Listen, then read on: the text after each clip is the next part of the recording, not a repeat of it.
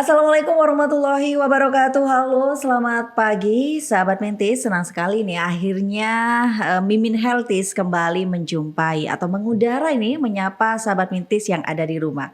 Nah, sahabat Mintis, kita masih bersama dengan Ngobras, ngobrol asik dan sehat. Tentunya masih bersama dengan podcast Dinas Kesehatan Kabupaten Probolinggo. Nah, Sobat Mintis, pada tanggal 25 Januari kemarin ya, pemerintah Kabupaten Probolinggo khususnya Dinas Kesehatan bersama dengan Persagi atau Persatuan Ahli Gizi Nasional di Kabupaten Probolinggo telah menggelar serangkaian acara dalam rangka menyemarakkan kegiatan Hari Gizi Nasional ke-64. Nah, di Hari Gizi Nasional yang ke-64 ini masalah stunting nih rupanya masih menjadi PR masyarakat ya. Maksud kami menjadi PR pemerintah kita bersama gitu. Dan salah satu cara penanganan dalam masalah stunting ini adalah MPASI. Waduh, berat ini pagi-pagi, sore, siang yang diomongin MPASI, stunting gitulah. Itu adalah memang PR pemerintah saat ini ya, bukan hanya pemerintah tapi masyarakat juga diminta untuk terlibat langsung dalam penanganan stunting ini. Nah, khusus podcast kita pada kali ini saya ditemani oleh pakar gizinya di Kabupaten Probolinggo. Waduh, berat banget. Nah, nggak sendirian narsumnya. Sekarang kita itu bertiga, Sobat Mintis. Ada ini kenalan dulu nih, tak kenal maka tak sayang ini. Udah cantik-cantik, udah pakai seragam. Tengok kamera dulu Mbak. Oke. Ya, ini siapa aja ini? Yang pertama ini ada Mbak Dwi Suci Rahayu, sarjana gizi ya Mbak ya. Yeah. Halo Mbak Suci. Halo, ini bukan Suci stand up comedy itu kan ya? Bukan. Suci dalam debu. Suci dalam debu, Masya Allah. Terus ada juga sampingnya Mbak Siska Afrilia AMD Gizi, Alimannya Gizi ya. Halo Mbak Siska. Halo. Ya, nah beliau berdua narasum kita pada kali ini adalah dari Persatuan Ahli Gizi Kabupaten Probolinggo. Tema khususnya apa? Yaitu empasi, kaya protein hewani cegah stunting. Ya, kita ngobrol sama Mbak Suci dulu. Mbak Suci sama Mbak Siska ini ada di puskesmas juga kerjanya. Kalau Mbak Suci puskesmas mana? Saya di Puskesmas Jorongan. Jorongan. Halo Puskesmas Jorongan. Kenal sama ahli gizinya. Mbak Siska di puskesmas mana? Puskesmas Paiton. Puskesmas Paiton, dari ujung selatan ke ujung timur. Halo Puskesmas Paiton, ada Mbak Siska di sini ya.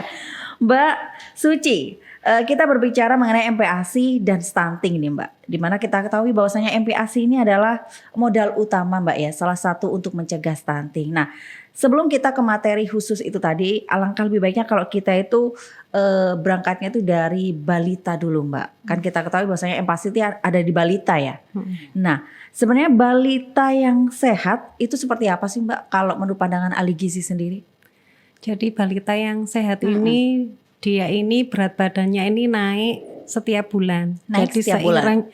seiring bertambahnya umur berat badannya ini naik mengikuti salah satu kitab pertumbuhan. Jadi kalau kita buka di KMS ya, kartu menuju sehat itu kan ada garis-garis, ada grafiknya itu ya. Kalau anak yang sehat itu pasti berat badannya bertambah umur bertambah berat. Kemudian tinggi badannya juga bertambah. Kemudian secara perkembangan motoriknya, kemampuan bicaranya, kemudian sosialisasi dengan lingkungan sekitar tentunya juga bertambah seiring dengan bertambahnya umur. Terus anaknya ceria, kemudian dia jarang sakit dan aktif ya, lincah kayak gitu. Aktif dan lincah. Itu adalah salah satu ciri bahwasanya perkembangan si balita ini menunjukkan kurva yang baik ya Mbak ya gitu. Nah, kalau saya ini kan banyak nih Mbak, kami khususnya ini masyarakat umum itu sering mendapat sosialisasi baik itu berupa di banner ataupun sosialisasi langsung dari bidan desa atau bahwasanya begini, 2 tahun pertama dalam kehidupan itu penting. Nah, mungkin dari Mbak Suci atau Mbak Siska ini bisa menjelaskan 2 tahun pertama dalam kehidupan itu apa sih gitu, dan kenapa itu dibilang penting gitu loh? 2 tahun pertama itu adalah 1000 HPK. HPK. Nah, HPK hari pertama kehidupan. Ya, jadi hari pertama kehidupan itu bukan sejak dia lahir, tetapi sejak dia sudah di dalam kandungan. Oh, jadi sudah di kandungan itu sudah terhitung ya. Iya. Jadi dari dalam kandungan dari 0 bulan sampai dia usia 2 tahun itulah yang disebut 1000 HPK. Totalnya kalau kita hitung ya kan hamil itu 9 bulan 10 hari itu kan Iya. 280 hari. Betul. Ditambah anak lahir sampai dia ulang tahun yang kedua 720 hari. Jadi kalau di total tuh kurang lebih sekitar 1000 hari. Makanya disebut 1000 hari pertama kehidupan. Oke, kenapa itu dibilang penting? Karena pertumbuhan otak itu bisa sampai 80% perkembangannya. Kalau sudah di atas 22 tahun, Ya. nah ini kurang dari 80%, bisa bahkan 70, 50 dan nanti seiring bertambahnya usia akan semakin mengecil lagi. Makanya di bawah 2 tahun inilah adalah masa-masa untuk mencapai berat badannya optimal, tinggi badannya optimal, perkembangan otak yang optimal itu ada di situ. Berarti konsumsi makanan dan minuman yang dikonsumsi oleh si ibu ini juga akan berpengaruh pada janin. Betul Iya, sekali. ya, sangat berpengaruh. Lalu baiknya seperti apa, Mbak? Apa kita terlalu jaga banget gitu untuk apa-apa nggak boleh? Oh, ini nggak boleh dimakan, kan banyak tuh yang pantangan iya. gitu. Nah, itu gimana kalau gizi yang baik nih ya, khusus untuk ibu hamil ini? Kalau makan mungkin sehari bisa 3 kali bahkan lebih. Jadi tidak ada patokan. Kayak nggak boleh itu di bawah 2 kali. Ya, atau di bawah 3 kali. Dan makanan yang utama memang adalah protein hewaninya yang harus diperbanyak. Yang diperbanyak protein Iya. hewani ya, ikan gitu Iya, Mbak ya. betul. Seafood, Telur. Katanya seafood tuh nggak boleh Mbak, benar Nah. nggak sih? Nah, itu lagi marak itu makan salmon nggak boleh pada saat kita lagi hamil gitu katanya. Ya, Itu benar begitu? yang tidak boleh kalau mentah. Mentah. Iya. Oh, Kalau matang oke. semua boleh dikonsumsi kecuali tidak ada alergi ya. Banyak kalau punya alergi bolehlah, nggak boleh. Tapi kalau misalkan tidak ada alergi semua bisa dikonsumsi. Jadi kan masa kehamilan itu kan sudah mulai masa pertumbuhan ya, apalagi di awal-awal kehamilan itu kan yang tumbuh ini adalah organ-organ penting. Betul. Sehingga sejak awal ini memang nutrisi itu harus dijaga. Dan kebutuhan nutrisi ibu hamil itu jauh lebih banyak dari wanita yang tidak hamil. Ya, sehingga kan harus dicukupi ya, yaitu tadi Karena nggak hanya buat dirinya sendiri ya, ada janin yang harus Uh-uh. dipenuhi gizinya. Lalu Mbak Suci, Mbak Rizka ini banyak mungkin ya termasuk saya sih gitu ya. Kadang kita itu nggak suka nih sama ikan gitu. Nah, alternatifnya ketika kita berhadapan sama mungkin orang-orang yang nggak suka makan ikan tapi dia lagi hamil, nah itu ada solusi lain nggak sih Pak, Mbak, selain kita makan ikan? Atau memang harus dipaksa kali ya gitu? Sumber protein hewani ini kan banyak, tidak Iya, hanya dari ikan. betul. Jadi bisa juga diganti dengan ayam, dengan Ayam. telur, kemudian daging, hati ayam. Jadi ada alternatifnya yang lain. Misalnya ada orang yang misalnya alergi gitu ya, boleh dengan sumber protein hewani yang lain, gak harus ikan aja gitu ya. Memang harus dikombinasi. Jadi supaya karena tidak ada satu makanan ini yang sempurna zat gizinya. Jadi makanya perlu ini, perlu ini, perlu ini. Jadi gitu. menyeimbangkan. Bagus sekali itu sama bahasanya, tidak ada satu makanan yang Yang sempurna nilai zat gizinya ya iya. gitu. Oke. Iya, kadang masyarakatnya gini ya, makan daging ya. Tapi dagingnya bakso kan kan nggak juga Iya, ya gitu kan. perbandingan sama tepungnya, banyak tepungnya banyak daripada tepungnya biasanya. dagingnya, Jadi iya. alangkah lebih baiknya kalau misalnya kita memang mungkin mau makan daging tuh mungkin di sop gitu Iya. Mbak Edith Hariso gitu ya Mbak ya. Kalau rata-rata bakso yang beredar kan apa? Cilok. Nah, itu tadi. Dagingnya Bener, sedikit, udah nurutin nih iya. apa kata ahli gizi. Kita harus makan daging gitu. Tapi kan biasanya ya bakso itu tadi doyan-doyannya loh. Kalau ibu hamil tuh makan bakso Mbak, itu bikin berat badan. Ibunya aja tapi yang gemuk rata-rata Mungkin bukan. diarahkan mungkin nugget. Iya gitu ya. Nugget nggak apa-apa berarti ya nugget tapi ya. Oh, homemade ya bikin sendiri. Atau somai. Nah, itu kan bisa dimasukkan di situ. Jadi nggak harus bakso. Nggak semuluk-muluk bentuknya bulat gitu ya. Boleh kotak, boleh segitiga dan sebagainya. Oke, kita berbicara mengenai masih 2 tahun pertama kehidupan itu penting. Di sini kan bahwasanya 1000 HPK itu sangat pesat. Di data dari kami itu 25% dicapai saat dalam kandungan ibu. 55% dicapai mulai bayi lahir sampai usia 2 tahun.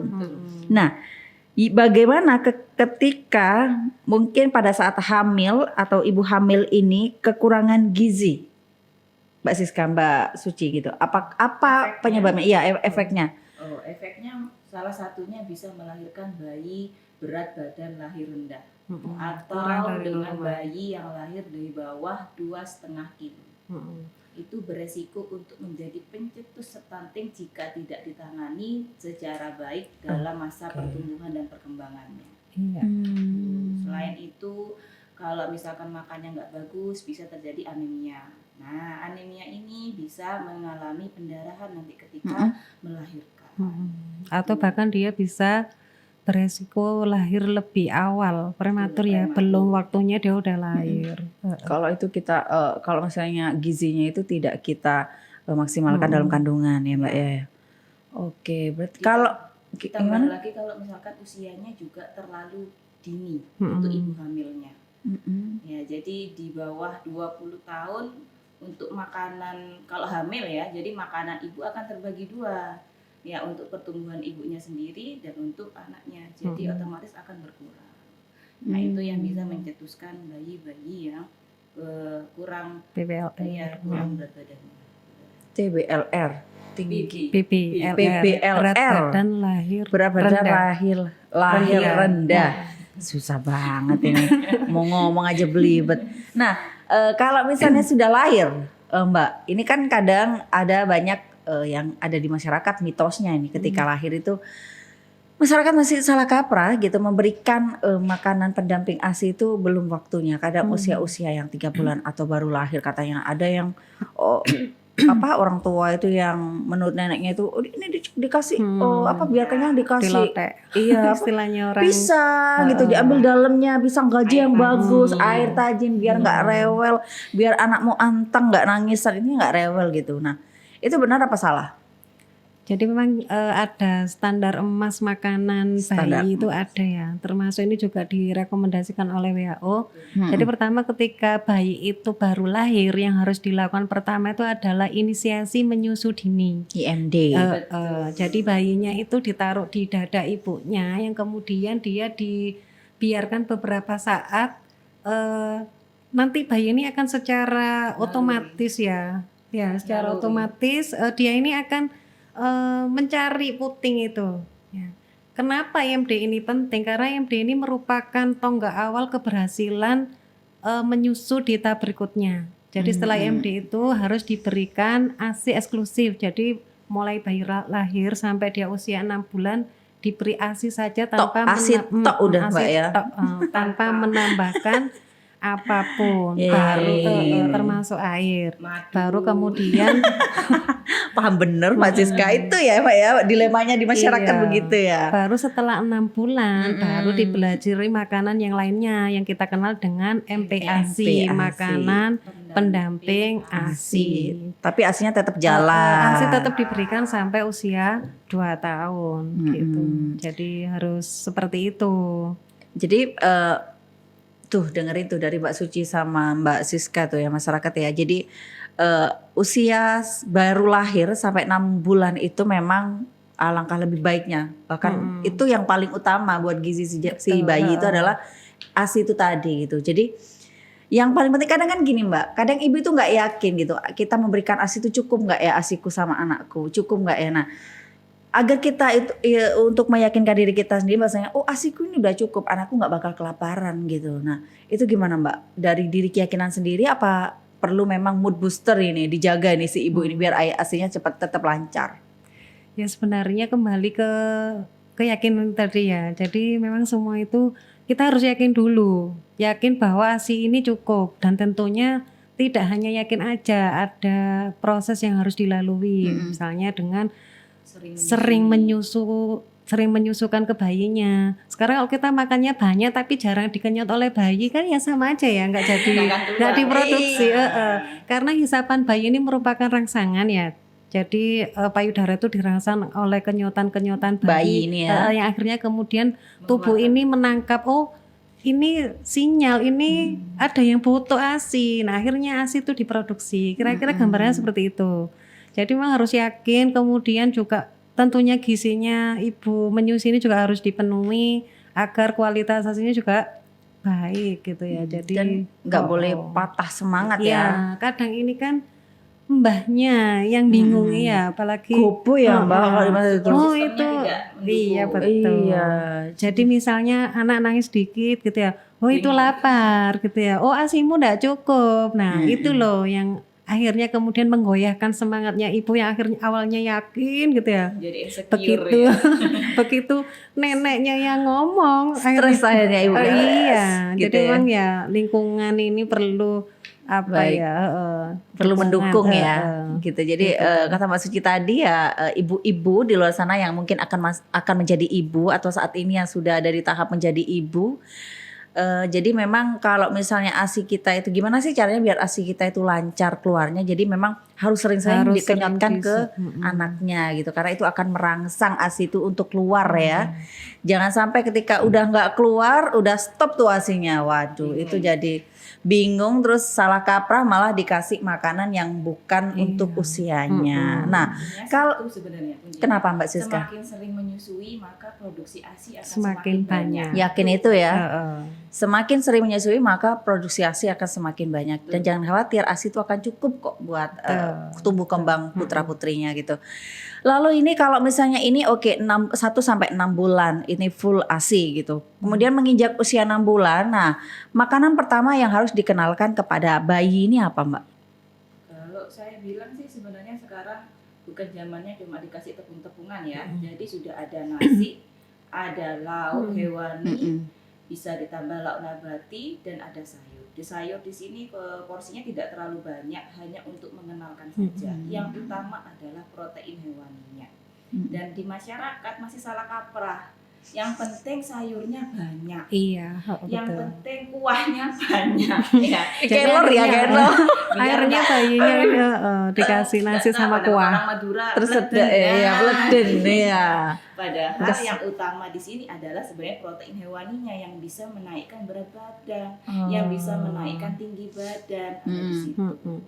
Ya inilah yang perlu kita edukasi untuk masyarakat. Iya, Dan iya. banyak yang takut mau ngasih protein hewani. Nah, dan bentuknya nggak padat gitu. Jadi bentuknya cair. Sebenarnya kalau untuk MPASI awal itu kalau kita sendok itu jatuhnya lama sebenarnya.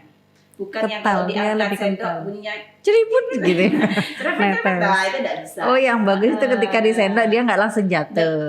Berarti nggak boleh encer-encer gitu maksudnya ya, Mbak ya. Iya. Jadi agak padat tapi halus tetap ya. Bahkan sebenarnya kalau saya pernah belajar pemberian makanan bayi dan anak yang tepat, memang pertama ini harus kita kenalkan macam-macam makanan ya. Cuman peralihan antara dia mulai belajar makan makanan lain dan yang sebelumnya ini ASI saja, bisa kemudian makanan itu dicairkan menggunakan ASI. Jadi misalnya yang katanya Mbak Siska tadi kan harus boleh ada nasinya, ada protein hewaninya, ada protein nabatinya, ada sedikit sayurnya.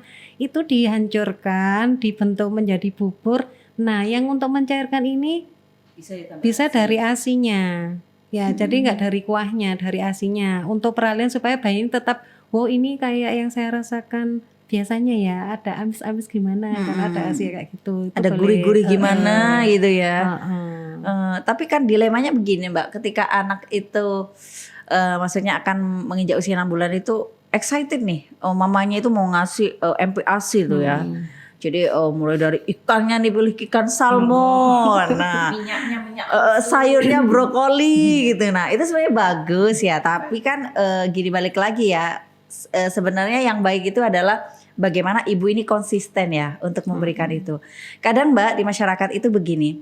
Ketika anak itu dianggap tidak suka ada satu menu, si ibu ini udah stop gitu. Padahal itu kan kandungan gizinya baik. Nah, itu gimana cara meyakinkan ibu-ibu yang seperti itu gitu? Kadang mereka kan udah stop, anakku nggak kelem ini menu iki, anakku nggak kelem, senangannya sing asin. Iya, ibu-ibu tuh keburu-buru bilang anaknya nggak suka, anaknya alergi. Nah, itu gimana Pak Suji? Jadi sebenarnya harus Mencoba. eh, Nggak ada ibu namanya ini mencoba. harus memperkenalkan berbagai jenis makanan kepada anak-anak.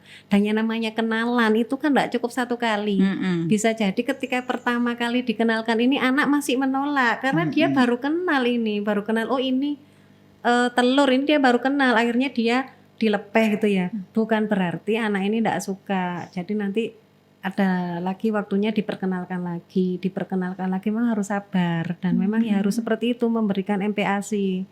Harus ibunya sabar, telaten, kemudian Tidak bisa satu kali, dua kali, malah bahkan sampai puluhan bahkan ribuan kali harus dicoba. Itu kayak kita tugasnya. kalau mau mengenal kan nggak bisa ya ketemu sekali langsung Iya, dekat gitu ya. Harus kan sering ketemu gitu ya. Jangan dipikir apa memberikan MPASI ke anak itu semacam kayak ta'aruf, salah banget ya Pak. Jadi memang perlu harus dicoba, dikenalkan gitu lebih sering ke si anak gitu. Jadi biar si anak itu peka juga ini perasaannya gitu ya. Lalu Mbak, apa MPASI yang bagus itu harus proteinnya itu harus kayak hewani aja, dari hewani aja. Ya, jadi memang ini juga anjuran ya, karena kita ini memang program nasional kita adalah untuk mencegah stunting, ya memang didapatkan dari protein hewani itu tadi. Jadi kaya dengan protein hewani, ya tentunya tetap kita mencukupi kebutuhan gizi yang lain, tetap ada karbohidratnya, ada lemaknya. Cuman kenapa kita ini harus pakai protein hewani? Karena bayi ini kan kalau waktu usia 6 bulan, kurang dari 6 bulan kan seluruh kebutuhan gizinya dipenuhi oleh ASI.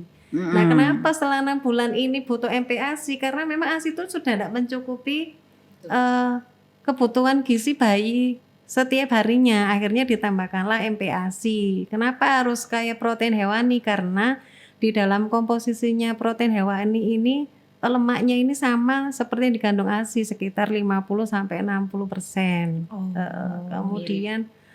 Kemudian di dalam protein hewani itu mengandung banyak vitamin yang diperlukan oleh bayi, vitamin A, D, E, B, D, K gitu ya. Kemudian mineral-mineralnya natrium, kalium, kalsium, yang semuanya itu hanya ada di dalam protein hewani. Yang enggak ada ini cuma vitamin C.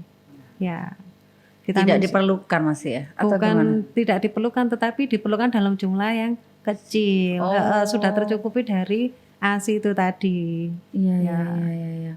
Lalu bisa nih mungkin Mbak Suci kita memberikan contoh lah menu MPASI untuk anak yang baru menginjakkan baru akan 6 bulan ke atas itu misalnya apa? Bagaimana komposisinya?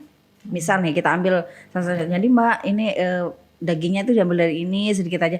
Kadang kan orang tua itu pokoknya menurut mereka nggak ada takaran gitu loh Mbak, bener banyak banget gitu. Padahal kan anak itu daya tampungnya kan juga terbatas usia 6 bulan itu. Nah, bisa nggak dicontohin situ Mbak Suci atau Mbak Siska? Ya mungkin nasi kurang lebih 3 sendok makan. 3 sendok makan hanya 3 sendok makan ya. Nah, kemudian kalau untuk protein 50 gram, sekitar 50 gram itu kurang lebih berapa ya Mbak ya? 50 gram itu dari 1 butir telur bisa. Telurnya harus telur, kadang ada orang ngomong telur kampung atau telur yang biasanya sama aja ya. Oke. Boleh Kalau dulu. ikan mungkin bisa buntutnya itu setengah potong ke belakang, itu bisa digunakan. Kalau ayam ya 1 potong ayam. Ya. Kemudian kalau untuk tahu tempe untuk protein nabati tidak perlu terlalu banyak ya, 1 potong kecil aja sudah cukup. 1 potong kecil, dipotong gitu ya. Ya. Nah untuk sayur, nah ini yang tidak perlu terlalu banyak sebenarnya. Jadi hanya diperkenalkan saja. Mungkin 1 atau 2 iris wortel gitu ya. atau beberapa lembar daun bayam itu sudah cukup. Jadi kemudian teksturnya yang perlu diperhatikan karena usianya kan beda. Usia kan teksturnya juga berkembang ya, yang awalnya dari bubur kental nanti jadi makanan lumat, kemudian makanan cincang, dan kemudian makanan keluarga. Kalau komposisinya sama 4 bintang itu tadi kalau kita sebut ya. 4 bintang. Kalau zaman dahulu itu sebutannya 4 sehat 5 sempurna. yang penyempurnanya adalah susu. Jadi kalau nggak ada susu nggak sempurna. Dulu itu kan begitu ya. Betul. Kalau sekarang ini Iya, iya, sebutannya adalah 4 bintang. Bintang yang pertama itu dari serealia dan umbi-umbian. Jadi dia sebagai sumber karbohidrat. Kemudian bisa dari nasi, ubi, kemudian apalagi jagung ya. Terus bintang yang kedua ini dia berasal dari makanan hewani ya. Jadi Hewan itu makanan apa aja hewani. Mbak? Telur, ayam, ikan dan susu termasuk ke dalamnya. Oke, Ini diingat, termasuk diingat. bintang kedua. Kemudian bintang yang ketiga adalah kacang-kacangan berupa tahu, tempe, kacang hijau, kacang merah, kedelai dan lain sebagainya. Dan bintang yang berikutnya adalah dari sayur dan buah. Nah, jadi makanan kalau sudah memenuhi 4 bintang ini dia gizinya ini lengkap. Makanya sejak 6 bulan plus ya, di atas 6 bulan itu sudah diperkenalkan semuanya ini. Kalau zaman dulu, zamannya saya masih anak saya yang pertama, di buku KIA itu memang gambarnya itu MPASI yang pertama adalah bubur susu. Dulu memang begitu. Tapi karena kemudian ilmu ini berkembang ya, Iya, berubah betul. sehingga akhirnya harus ada perbaikan gizi supaya dapat mencegah stunting. Akhirnya harus diperkaya dengan protein hewani. Ya memang harus yang utama diperhatikan itu di protein hewaninya. Hewaninya ya Mbak ya. Karena dia mensupport pertumbuhan balita itu tadi. Berarti untuk kebutuhan sayur itu tadi ya, jangan terlalu banyak. Iya, gitu. diperkenalkan Diperkenalkan saja. saja. Yang paling penting adalah yang paling utama adalah protein hewaninya. Tapi gimana mindset orang tua yang bahwasanya kalau anakku tidak makan sayur kayak orang mau degelan. Jadi memang iya bingung ini Mbak, ibu-ibu ini apa sih? Ibu-ibu rata-rata bingungnya kalau anaknya nggak mau makan sayur, nggak mau buah. Rata-rata bingung. Betul. Kalau anaknya nggak mau telur, nggak mau ikan, nggak bingung. Iya. Mesti kalau datang ke posyandu, Bu anak saya itu nggak suka sayur. Mesti buah ya. rata-rata keluarnya begitu. Padahal kita itu harus tahu bahwa sebenarnya kebutuhan serat balita itu dikit sekali. Dikit sekali ya. Jadi sedikit sekali. Jadi memang tetap perlu diperkenalkan supaya anak-anak tidak menolak makanan kelak ketika memang serat itu dibutuhkan oleh tubuhnya. Tapi perlu kita tahu juga bahwa sebenarnya serat itu tidak diserap oleh tubuh bayi. Dia akan dikeluarkan. Serat itu tidak diserap. Dia akan dikeluarkan semuanya melalui feses ya, melalui Baru tahu. ketika buang air besar. Hanya tidak diperlukan dalam jumlah yang banyak lagi. Hanya diperkenalkan saja. Hanya diperkenalkan saja. Tapi tetap ASI-nya sampai 2 tahun ya Mbak Suci ya. Gitu. Cuma menjadi peringatan bahwa ASI itu sudah tidak mencukupi untuk usia terutama di atas 1 tahun. Itu sudah 30% untuk ASI dan 70% untuk Dari makanan pendampingnya. Jadi kalau di Ya, atas perbandingannya begitu udah ya. Jadi kalau di atas 6 bulan, ASI itu hanya mencukupi 70%-nya, 30%-nya harus dari makanan pendamping. Itu usia 6 sampai 8 bulan itu seperti itu. Kalau dia 9 sampai 11 bulan, hanya 50% gizi yang tercukupi dari ASI. 50%-nya harus dipenuhi dari makanan pendamping itu tadi. Bahkan kalau dia di atas 1 tahun, cuma 30% aja gizi yang terpenuhi dari ASI. Jadi sisanya memang harus dicukupi dengan memberikan makanan pendamping yang baik. Cuma yang menjadi masalah kadang ibunya bingung kalau udah setahun ASI saya itu sedikit. Iya udah seret, memang nggak keluar gitu ya. Terus anaknya nggak mau makan dan sebagainya. Nah ya itu, jadi memang makan itu dari umur setahun itu adalah wajib.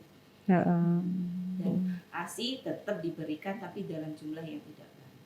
Iya, karena produksinya juga Tapi bukan berarti dibatasi ya si anak. Jadi ketika si anak ini pengen nenen susunya mamanya, jadi namanya mencoba untuk udah deh tadi kan udah itu nggak boleh ya gitu, nggak boleh dibatasi ya, tetap diberikan. Produksinya juga nggak banyak kok ASI kalau jadi dari produksi si anaknya yang nggak banyak dari gitu ya. Produksi dari produksi ASI-nya. ASI-nya. Jadi produksi ASI maksimal kan ketika bayi usia 3-4 bulan tuh produksi ASI memang banyak maksimal. Tapi kalau anak semakin besar, memang produksi ASI-nya ibunya juga nggak terlalu banyak, apalagi di atas 1 tahun ya wajar kalau memang ASI-nya tinggal dikit tuh ya memang wajar. Oke.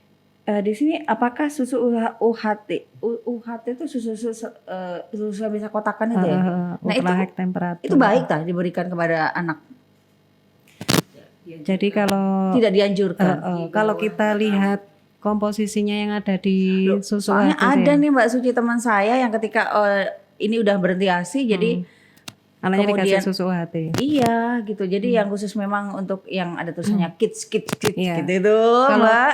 kita perhatikan dulu komposisi yang ada di UHT itu ya, dia itu hanya mengandung berapa? 4 gram protein ya, 4 gram protein dan 7 gram gula tambahan ya.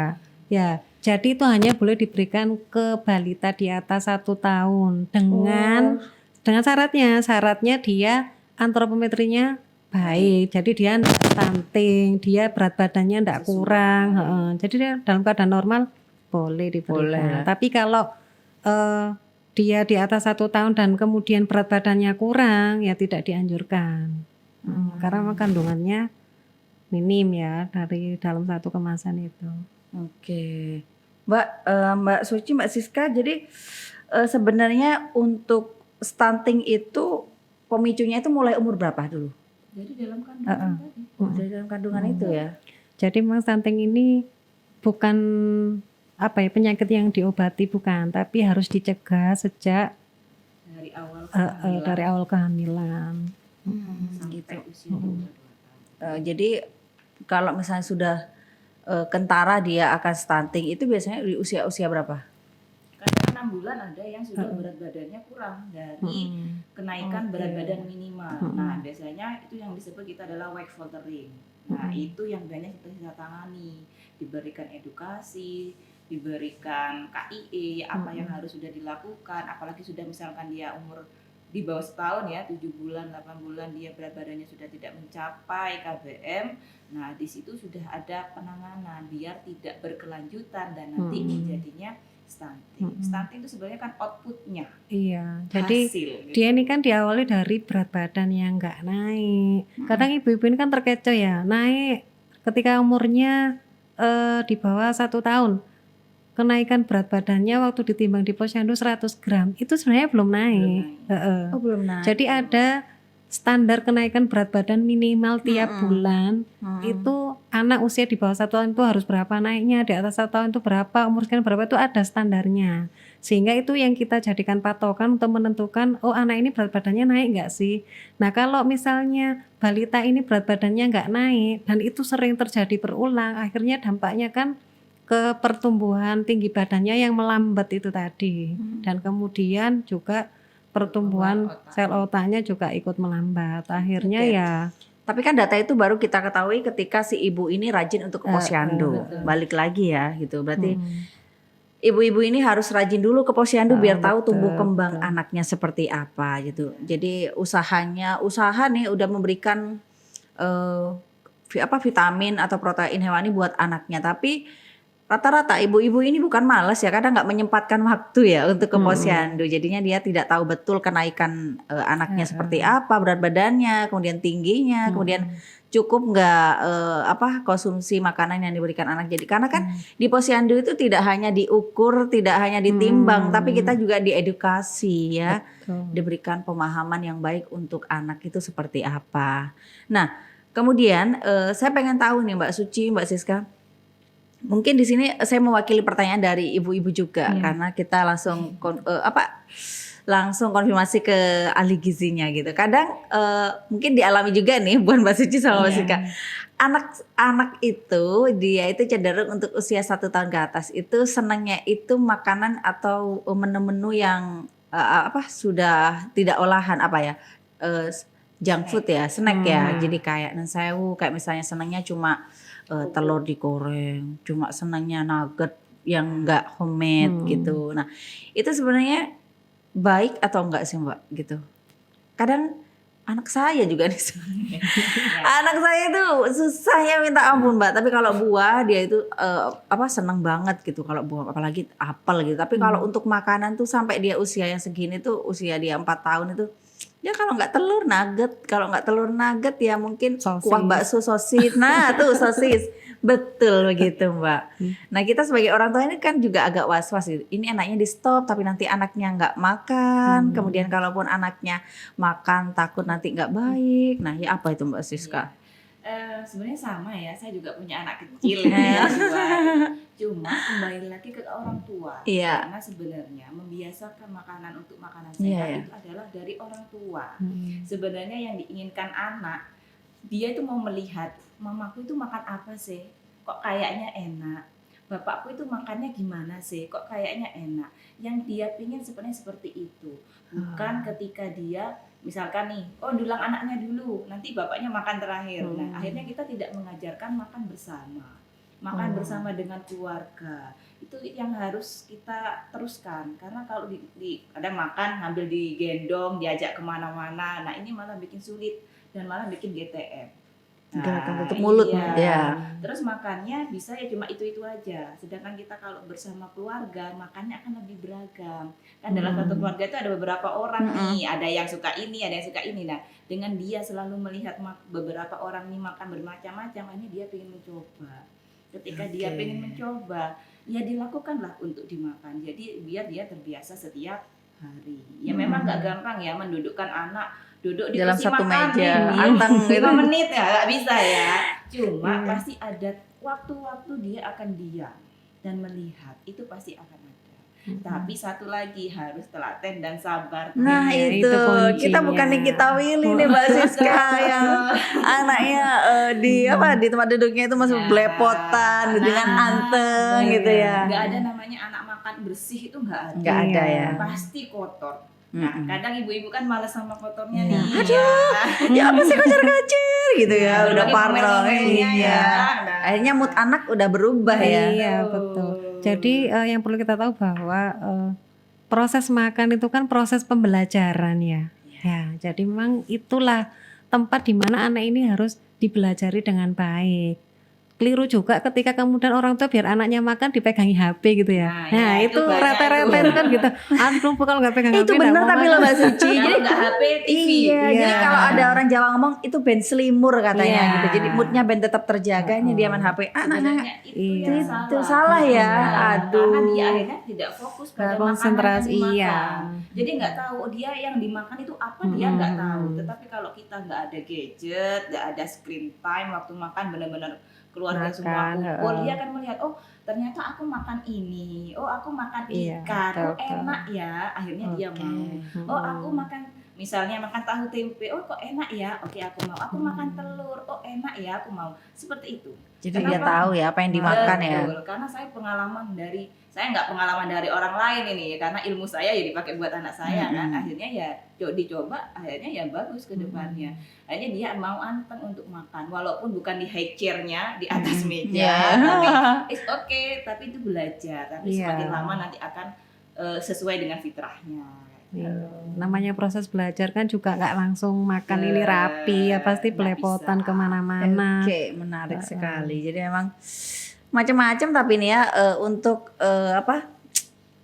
respon anak kalau misalnya memang dikenalkan dengan makanan-makanan yang cenderung misalnya nih bukan yang dia suka gitu. Jadi nah balik lagi ke yang tadi saya tuh penasaran dari awal, cuma baru keingat ini Mbak Suci gitu. Kalau misalnya baru pertama dia itu mencoba makanan usia 6 bulan, sebenarnya garam itu dibutuhkan apa enggak? Karena orang tua saya kalau ngajarin, kalau nggak sedep nggak kira gelem anak enak. Nggak enak. Jadi saya bingung, cari ini tapi ini garam ambil MSG ini nggak bagus. Nah itu gimana Mbak? Itu memang tidak dianjurkan atau mungkin sedikit atau Jadi bagaimana? kita ini perlu tahu dulu kebutuhan garam. Mulai anak di bawah 1 tahun itu berapa gitu ya. Kalau garam untuk anak 1 tahun ke bawah itu kebutuhannya itu 1 gram ya. Kurang dari 1 gram Konsumsinya garam. kurang dari 1 gram. 1 gram garam itu 1/5 sendok teh. Nah, satu hari loh ya. Satu hari, Bukan satu dikit kali banget. makan. Jadi kalau kita tahu kebutuhannya ya kalau di bawah 1 tahun itu kurang Hanya dari 1 segitu? gram ya. 1 gram itu 1/5 sendok teh dalam 1 hari. Kalau di atas 1 tahun itu 2 gram dia berarti sekitar berapa ya? nggak sampai setengahnya kan ya. lebih Heeh. dikit. Sepertiganya sendok teh dalam 1 hari. Ya, jadi ketika dalam 1 hari ini tidak melebihi itu ya nggak apa-apa. Tapi permasalahannya yang namanya natrium ini kan nggak hanya ada di garam gitu ya. Jadi Ciki, makanan, snack atau apa. apalagi kalau anak sudah kenal yang namanya makanan Jajan kemasan gitu, ciki, iya. itu biasanya akan mempengaruhi makannya. Dia lebih milih cikinya dong daripada makanan yang harus Betul. begini. Makanya sebaiknya ini anak ini Dibatasi ya. Kalau bisa tidak diperkenalkan makanan. Tidak diperkenalkan dulu. Karena yang memperkenalkan kan sebenarnya dari keluarga. Iya. Kan anak ini nggak tahu nih ya dari bayi. Nggak tahu. Nggak tahu rasanya ciki Nah, tapi ya. anak kan udah pegang HP nih Mbak Siska. Anakku aja kalau itu makanan yang viral itu mah itu yang viral. Aduh, mampus saya nih orang tua juga. Dibiasakannya sejak umur 6 bulan ketika dia mau makan itu sebenarnya sudah tidak diperkenalkan. Jangan jauh-jauh sudah kerupuk. Iya, kerupuk. Iya, doyan ya kalau anak itu ya. Kenapa? Ketika dia sudah makan kerupuk dia kan sudah kenyang. Kalau diri kerupuk lebih besar daripada hampir sebanding dengan sepiring nasi. Maka dari itu kerupuk sudah tidak diperkenankan untuk bayi di bawah setahun. Jadi kan rata-rata ibu-ibu itu kan milih praktisnya ya supaya anaknya nggak nangis, gitu ya. Akhirnya mau makan, dipegangin, diceklik. diceklik kerupuk wis. Dan Iya. anak-anak tuh ya pasti suka, nggak ada kok yang nggak suka kerupuk. Kriuk-kriuk Karena gitu dia ya. kriuk-kriuk, asik kan makan kerupuk ya. Itu Ya, kandungan itu. MSG-nya wah luar biasa itu ya. Iya. Iya, balik lagi sih memang butuh komitmen dari orang tua juga bagaimana untuk memberikan konsumsi makanan yang bergizi untuk anaknya. Baik, Mbak Suci, Mbak Siska, kalau misalnya di Kabupaten Probolinggo sekarang tantangannya untuk gizi ini apa? Untuk memberikan gizi kepada masyarakat. Apa kalau misalnya itu angka gizi ya, kebutuhan gizi, ada nggak sih angka kebutuhan gizi di Kabupaten Probolinggo, Mbak? Untuk anak AKG sebenarnya nasional. Nasional. AKG, ya. udah naik ya di sini berarti di Kabupaten Probolinggo angkanya. Angka apa? Kalau misalkan angka kebutuhan gizi itu sifatnya nasional. Nasional. Jadi kebutuhan energinya itu sudah ditentukan dalam satu negara. Gitu. Kalau misalkan untuk per kabupaten nggak ada sebenarnya. Permasalahan yang sering terjadi untuk masalah gizi di Kabupaten Probolinggo apa, Mbak? Stunting itu ya masih Stunting itu. ya. Iya. Karena stunting tuntutannya banyak ya, prematur terus apa ya? Balita Kematian yang berat ibu. badannya yang masih kurang, berat badannya yang sangat kurang, kemudian yang balita gizi kurang pun juga masih banyak. Masih banyak. Itu yang masih PR kita untuk menangani Ya. satu persatu dan memang tidak mudah juga buat kami. Tetapi kalau misalkan orang tua punya power kan yang lebih besar di rumah ya, Ya. kemudian support juga, kalau ke puskesmas juga nggak takut, nggak malu, kita juga welcome. Nah itu bisa membantu sekali Iya, karena betul. kita nggak bisa sendiri. Betul. Saya juga nggak bisa sendiri sebagai ahli gizi. Saya juga butuh dokter, perawat dan bidan dan juga butuh Dukungan kemauan semua. orang tua. Jadi dukungan semua dukungan berbagai pihak itu sangat Iya. menentukan semuanya ya. Baik, terakhir Mbak Suci, Mbak Siska ada nggak closing statement khususnya di Hari Kesehatan Gizi nih Mbak? Apa mungkin rencana ke depan yang mungkin akan dilakukan khususnya dari Persagi nih? Dari Mbak Suci dulu kemudian Mbak Siska. Jadi Hari Gizi Nasional ya. Pada hari ini memang udah lewat kalau sekarang ya. Nah, betul. Jadi bagaimana kita kemudian kembali lagi menyiapkan generasi kita untuk apa yang menjadi generasi yang lebih baik ya, kemudian dan itu dimulai dari rumah ya. Jadi dari rumah ini orang tua ini menyiapkan makanan anaknya sendiri gitu ya, tidak dengan makanan-makanan apa ya, makanan instan gitu ya. Menyiapkan makanan sendiri di rumah, kemudian makanannya ini yang kaya dengan protein hewani kayak gitu ya. Dan semuanya ini memang harus terus kita edukasikan kepada masyarakat ya. Memang namanya merubah pola hidup itu tidak semudah membalik telapak tangan ya. Kita terus rencananya teman-teman di sini terus mengedukasi ibu-ibu melalui posyandu, melalui forum-forum yang ada di masyarakat ya, agar balita-balita kita ini sehat ya. Kemudian tentunya harapannya ke depannya ini kualitas generasi Indonesia ini jauh lebih baik dari yang sebelumnya. Amin, Gitu. amin. Menarik ya. Jadi memang khusus ibu-ibu itu intinya sempatkan deh untuk memasak Mm-mm. untuk keluarganya, Iya, karena yang terbaik adalah masakan di rumah, tetap iya ya gitu. betul. Kalau dari Mbak Siska sendiri, Mbak, ada Mbak yang ingin disampaikan khususnya di hari gizi ini, Mbak?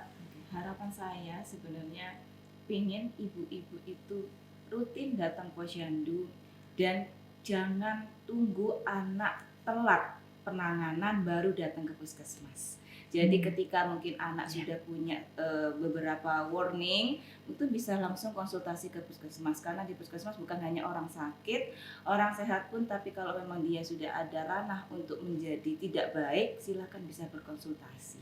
Gitu. Jadi kami sangat welcome untuk orang tua yang ingin berkonsultasi tentang anaknya. Tidak perlu takut, tidak perlu malu, karena kami juga tidak akan menjudge. Kami akan sharing bagaimana cara untuk merubah kebiasaan yang tidak baik dan menaikkan berat badan adik bayinya yang diasuh sekarang. Karena di masing-masing puskesmas sudah ada ahli gizinya sendiri-sendiri ya, Mbak ya. Bahkan ada yang lebih dari satu. Curhat Mbak Suci. Jadi dan jarang cuma konsultasinya satu. kan gratis, Gratis, ya gitu. heeh. Malah enak loh difasilitasi begitu Ya, kita gitu. welcome kok. Jadi ya cuma itu kesadaran masyarakat yang harus benar-benar, ayo nih kita berubah. Kita nggak bisa nih nunggu anaknya sakit baru kita konsultasi, nggak bisa. Jadi kalau bisa sebelum terjadi, ayo dikonsultasikan. Ya. Nambah dikit boleh? Boleh Mbak Suci, Jadi, jangan dikit banyak aja. Banyak ya.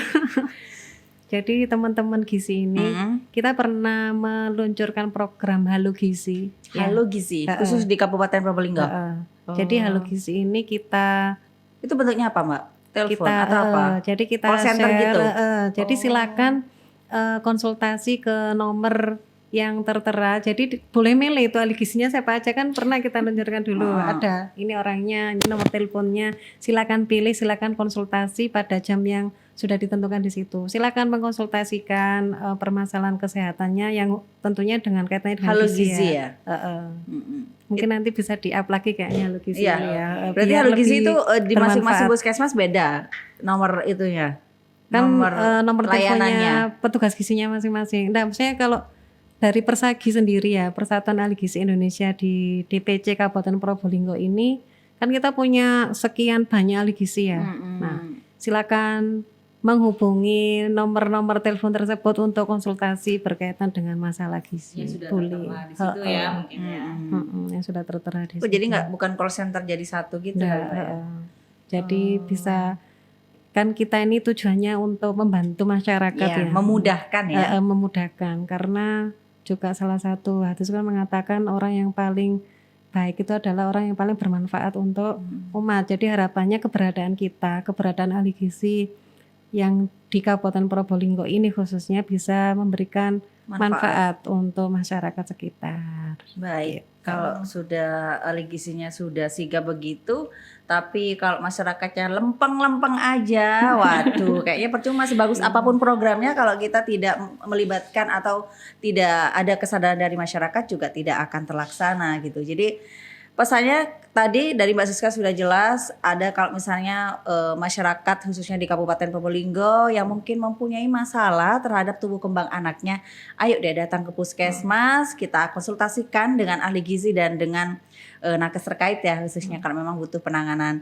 Seperti yang disampaikan Mbak Suci tadi, kalau misalnya nih sungkan mau datang ke puskesmas, hubungi ahli gizi di puskesmas Halo Gizi ya, di Halo Gizi. Nah itu benar-benar harus dimanfaatkan. Jadi nggak perlu lagi untuk datang mungkin via WA dulu atau gimana, konsultasi dulu ya Mbak ya, baru nanti ya nggak tahu biasanya ada tindakan ya, tidak lanjutnya ya.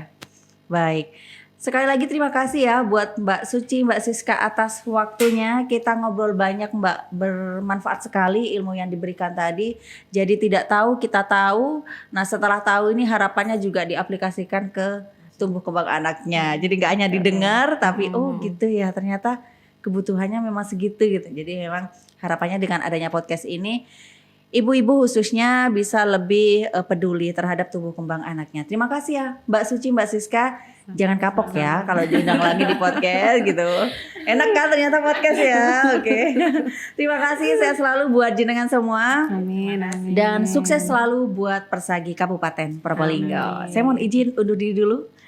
Ya, pemirsa atau Sobat Mintis, itu tadi perbincangan kita bersama dengan Persagi Kabupaten Probolinggo, masih di Ngobras, ngobrol asik dan sehat, bersama dengan podcast Dinas Kesehatan Kabupaten Probolinggo. Sobat Mintis, Mimin Healthies mohon undur diri ya.